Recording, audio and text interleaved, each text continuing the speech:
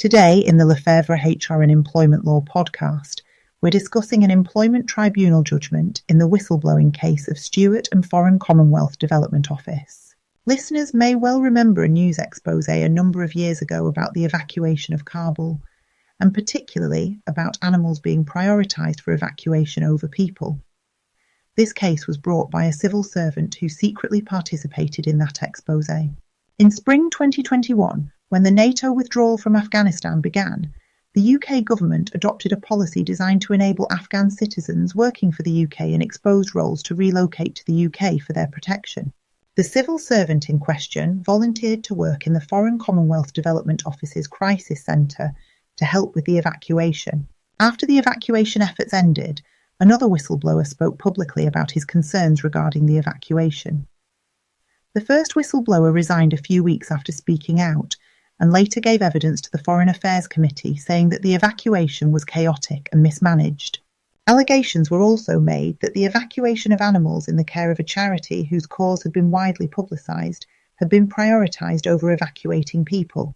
This led to increased press scrutiny, and both the Prime Minister and Foreign Secretary publicly rejected the first whistleblower's claims.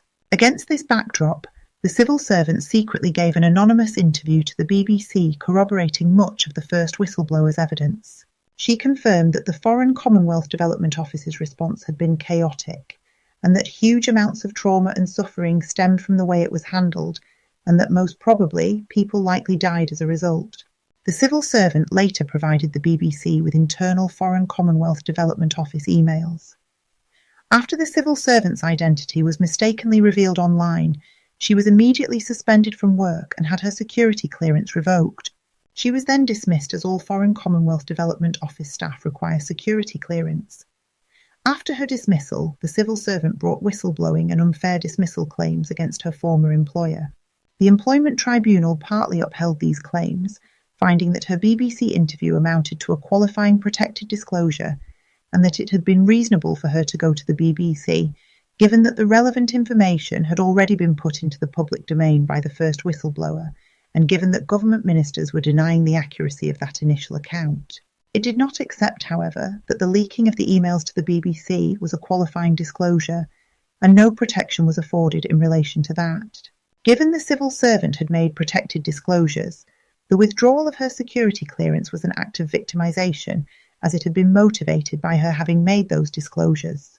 The tribunal also found that the civil servant's dismissal was ordinarily unfair, but it did not find it to be automatically unfair, as it did not accept that the disclosure was the primary reason for her dismissal. It further found that the Foreign Commonwealth Development Office had failed to acknowledge that the civil servant was entitled to protection as a whistleblower, and had acted unreasonably in dismissing her without considering whether she could continue to be employed without security clearance. Look out for further episodes in this series to stay up to date on all things HR and employment law related.